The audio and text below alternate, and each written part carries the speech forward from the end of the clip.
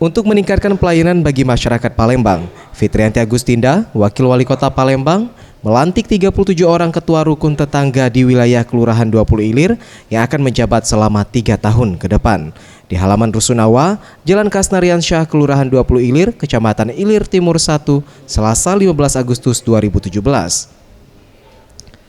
Menurut Fitrianti Agustinda, dilantiknya ke-37 orang ketua RT baru di Kelurahan 20 Ilir ini diharapkan dapat segera bekerja dan ikut bersinergi dalam membangun kota Palembang demi mencapai visi dan misi untuk mewujudkan Palembang Emas 2018. Terlebih pada tahun depan, Palembang akan menjadi tuan rumah Asian Games 2018. Membangun kota Palembang yang kita cintai. Momen ini kita manfaatkan untuk supaya mereka bisa benar-benar betul-betul bekerja, karena di tahun mendatang banyak sekali tugas menanti yang cukup penting. Yang pertama Asian Games, yang kedua adalah pemilihan wali kota dan wakil wali kota, dan juga pencapaian visi misi Palembang Emas ke depan.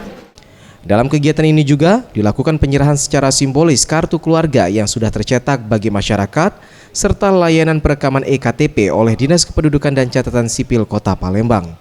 Anugrah Sadi Pratama, Sriwijaya TV.